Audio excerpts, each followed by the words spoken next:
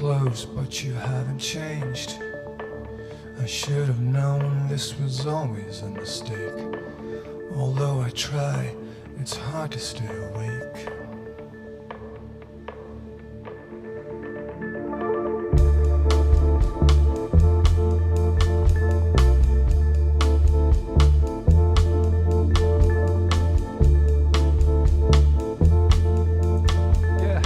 It's been going a while. The band in various forms has been around about 10 or 11 years now, and a few different members have kind of come and gone over that period, so there's been different lineups. But the idea kind of was, with the name, was kind of to have different styles of music.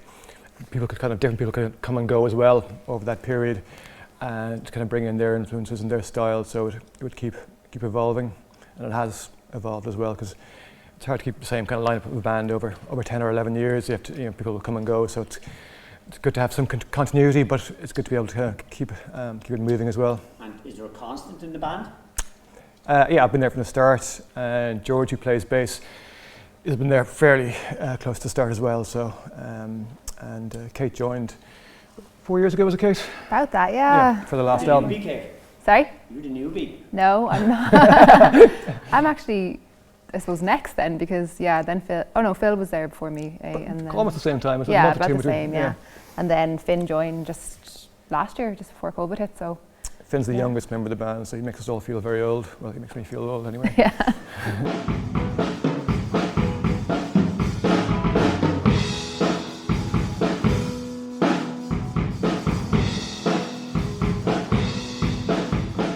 A good name. I was kind of surprised it was not taken already.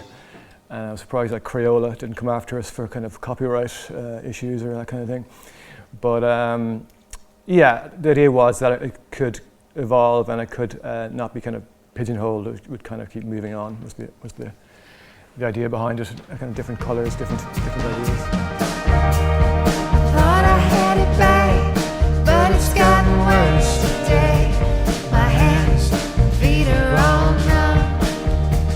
My heart is pounding like a drum. I can't get out of bed. There's evil voices in my head. I try, but it's of no use. Now the wolves, they've been let loose. Would only take a moment to say goodbye. It only takes a moment to say goodbye. I guess we're a pop band. We're not afraid of kind of catchy pop songs. Is kind of what we actually aim for. And yeah, so I usually I bring songs in, or Kate brings songs in sometimes, or George, and yeah, I guess we jam them out. We'd do kind of our own recordings of them, and try them out live, and then eventually get into a studio and hopefully get a good producer as well, like we did this time around with Stephen Shannon. We definitely brought them on another, 5-10%. So that's kind of how we operate. We try to kind of challenge ourselves as well by doing different things and not kind of, if you have one kind of formula that works, not kind of repeat ourselves too much. A lot of the time it is like Rob will come with maybe a fully formed song or the bones of a song, and then it's kind of just like jamming it out to see what happens. Like sometimes what maybe the initial idea is can change quite, pretty drastically. Obviously the core of the song's still there, but everyone has their own ideas, and even just with the kind of changing members and stuff, sometimes someone can bring something else in that'll really add to the song. So that's kind of, I suppose, how it starts, just kind of messing around with it and getting it to a place where we're all happy. The ideal would be to let everybody bring in their ideas, and then have enough ideas to be able to pick and choose the best ideas.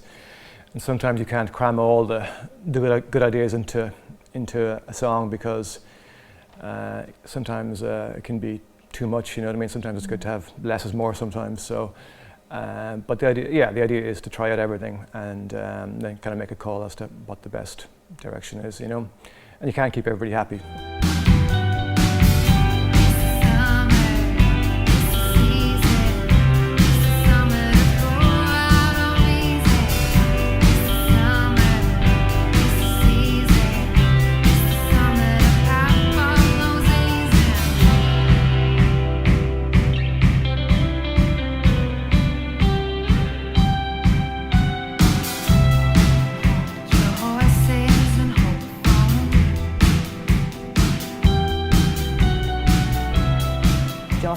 obviously finished the album, we were so proud of it. I mean, and it, you know, a lot of work went into getting it to a certain point, and then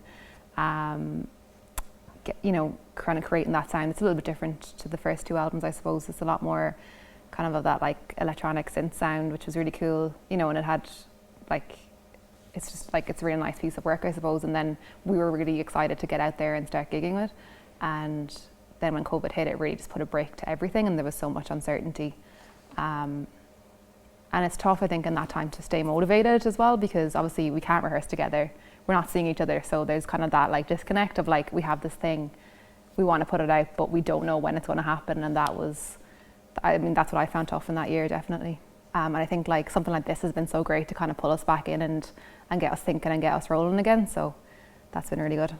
I guess with rehearsals and stuff, you have to put a lot of time and effort, or even in the kind of business side of things, releasing an album or organising gigs, it takes up a huge chunk of time. So in some ways it was kind of, that obviously stopped, so it was kind of okay. It was kind of back to writing songs, I had more time on my hands, and I was kind of messing around with different things, like more synths and stuff, so more songs came of that, which is good because suddenly for the next album is already written pretty much.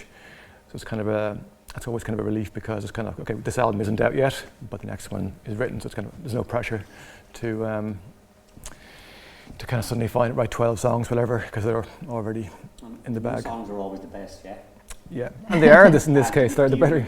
Well, I won't say regret, but do you wish, you'd gotten any of these new ones on the album? Or are you happy that it's just that?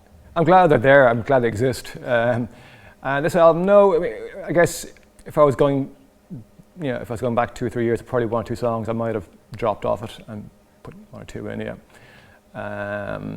But yeah, I guess you're never 100% happy, so, but I'm pretty close to.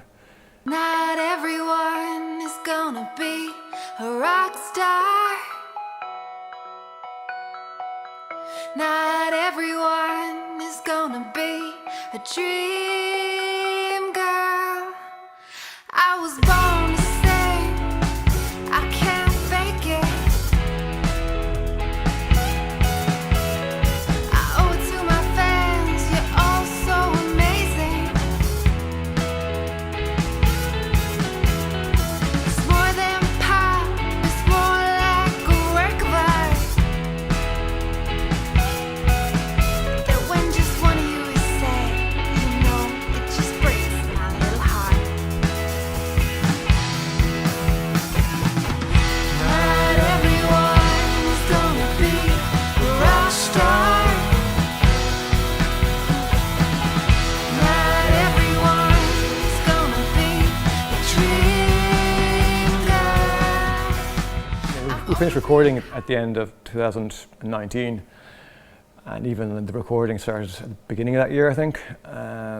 So yeah, it was kind of a long process, as Kate was saying, to get it finished, and we did a lot of we had initial kind of 5 or 7 days of recording, and we went back in a few times, and we spent a lot of time getting it right in terms of mixing and adding some strings and redoing a few bits and pieces to get it to kind of the level we wanted it to be.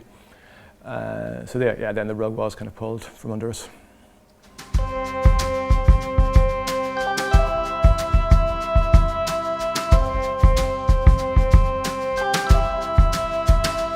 wonder where you are now. Is it somewhere fitting? Did you put your roots down? Are you still real pretty? Did you go and play the field and watch things from the sideline? Or was it all too boring? Did you go and move to Spain? Did you learn a language? Walk around in sandals, at times like a bandit? If you're somewhere far out, tell them eat their heart out. I know it's nothing boring. Yeah, it was a pleasant surprise when I saw it was a tweet I saw that there was a bursary available for Waterford, and obviously coming from Ardmore, it was, oh cool, I'll give it a go. So yeah, I was really pleasantly surprised when we got it, and it's been great. I think we've known about it maybe 3 or 4 months, so it's been something really to work towards in terms of getting our live set together, and we've kind of been incorporating some backing tracks, so some stuff we can't cover off between the five of us. That's been new and a bit of a challenge, but so it's been good to kind of give us some focus to get that right, so that when we do go and do it live, we have our act together, you know.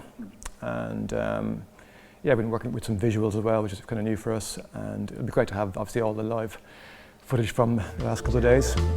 If I do well, I know that you excel. Now you're thinking out loud, your verbal masturbation. I should get paid for your therapy session. The end of the world with you.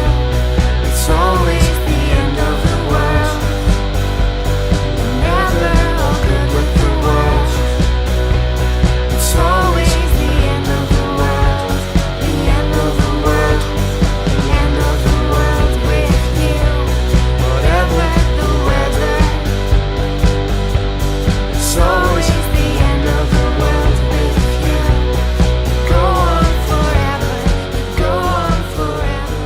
So how do you feel about the evolution of with the digital platforms and where the music industry is going? Is it good? Is it bad? Is it it's both? It's good and What are bad. the- Yeah, it's good and bad. Yeah.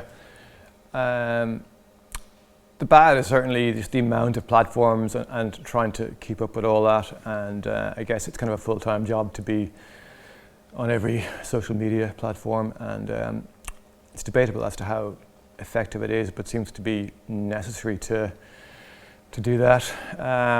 So back in the day, you might have had, if you had a good song and if you had a kind of label behind you, they would look after, you know, some decent radio play, some good reviews would be enough. But now it seems to be like, you know, just the long tail of so many different platforms and so many different, you know, websites and so many different streaming services and all that.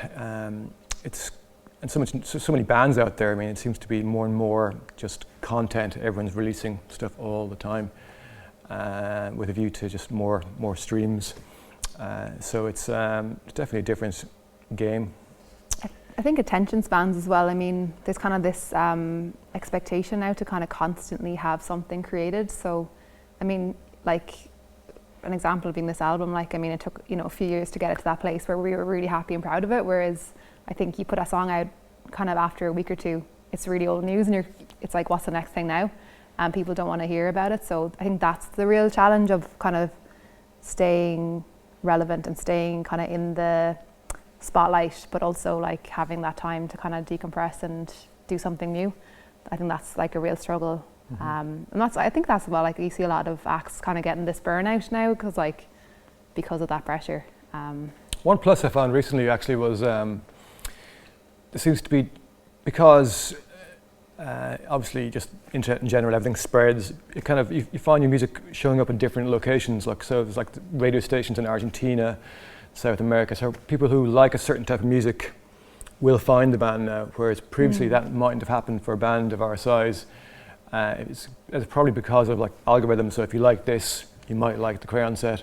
So you have these little pockets of people, you know, these small stations maybe who like indie pop kind of thing, and they'll actually have found the band and play the band. So it's kind of that wouldn't have happened probably, you know, 10, 15 years ago.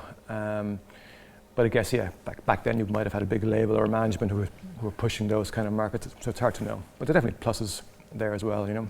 It was in the like touring age now as well. Like there's so many of the like big great acts are still touring all the time. It makes it hard for people to push through, I think, as well sometimes. Yeah, there seems to be different markets. Like one for the kind of heritage acts who've been around a long time. People will kind of see them every time and, you know, pay £100 for a ticket, you know. And yeah, obviously in terms of Ireland, it's very hard because there's loads of good bands and it's not a very big country, so it's kind of you can play the usual venues maybe once a year maybe, but any more than that people won't come and see you because, you know, it's they'll see the bigger acts. And so yeah, I think it's definitely a struggle for bands out there, you know. I'm over being high. I wanna be an icon. I have a spiritual base. I draw my own horizons. I got a Jesus tattoo and love's in my DNA. And my whole sound shapes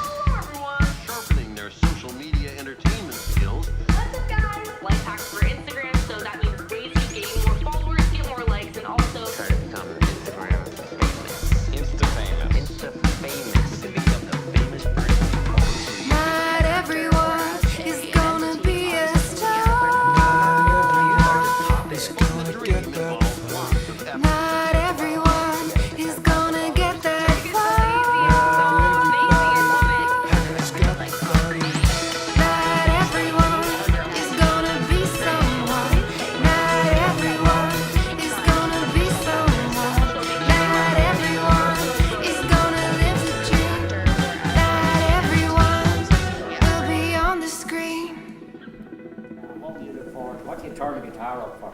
Actually, Rockstar is probably a good Yeah. one. Yeah, it's kind of fun because it's. I think it's a good like live song, you know, like some songs you love maybe the recording of, you might never play it live, you know. We definitely have a few examples of that, like, you know, they just don't translate as well to the stage maybe because it's really like lovely lush production that like you might not get across, whereas something like Rockstar that you can kind of bash out like and like scream and shout and make a lot of noise can be really fun, especially in a live setting. I mean, I think they're the ones often that like people respond really well to, you know, even if they don't know it, they can dance along and kind of have a good time. Like, I think that's always really fun. This song is a bit better. This album is a bit better because there's more kind of dancey songs. So it's good to actually have people up moving around as opposed to kind of stroking their chins kind of thing, you know. Yeah. So it's been good for us, especially playing live. It's good to have that reaction as opposed to if you aren't sure if people are into it or not, you know. It's great to have that like energy to feed off as well, like, Yeah. you know, because obviously you do something in a rehearsal room hundreds of times and you kind of get a bit fatigued of it, and when you're doing something and people are kind of bouncing off it, like that energy kind of, you know, you bounce off that too, so that's really cool. I've been surprised by, we released a song called Moment a few months ago, and I was surprised by all the positive, not surprised, but it was good feedback, which was great. And that one has me and Kate singing together, and that was a real positive. People really commented on the two voices together. So that's something we're kind of bearing in mind for newer songs, to maybe have more of that going on. So, and that was a funny one because like we had a very different live setup for it, which was really, really fun. Like we had a really fun kind of backing vocal and a really, you know, it was quite like loud and in your face a bit more, and then when we did it, it was a bit more reserved on the recording. And it's been really cool because I suppose to me it was like one thing and then now it's another thing, and they're both like, you know, really positive. It's cool to see the kind of progression of the song in that way. Like for me in songwriting, like the cool thing that I always enjoy is when people come up and they're like, oh my god, like that song reminds me of like this really specific thing in my life, you know. And I think like for me that's why I love songwriting. It brings people in, and like that's why like I love, when I listen to music, I love the lyrics, I love the kind of message or whatever. So I think it's maybe it's like, it's a bit lame to say, but like that feeling of like not being alone, kind of like, oh, someone else feels that way, and that, you know, that brings back that time, and you know, I can think about it in this context. Like I think once you put that song out there, it's not really yours anymore. It's kind of for everyone to take what they can from it, and I think that's the goal, you know. If someone gets something out of it, then you've kind of like done your job, or you've done something that I think you can kind of be proud of, and that's kind of what I enjoy about it. Yeah. But yeah, I think specifics like, oh well, actually this like often it can be quite a mundane thing that you kind of work through. You don't really want to. Or they pick one line and it's like, oh, the song is about it. No, it's not really, you know. But it can be funny as well sometimes. You know. I start to yawn, I start to drift. In my head, I'm writing shopping lists. By 9 o'clock, I'll have slit my wrist. You're still Children love, thank you for your wisdom. Don't hold back. I love your criticism. I feel drained, I feel abused. I don't care what happened back at school. Don't need to know the name of your shampoo. You're not talking to me, you're talking at me. I've got to leave somewhere, I gotta be. The end of the world with you was always the end of the world. You were never all good with the world. It was always the end of the world, the end of the world, end of the world with you. Now I'm like whatever. It's always the end of the world with you. Now I'm gone forever, I'm gone forever, and it's not the end of the world.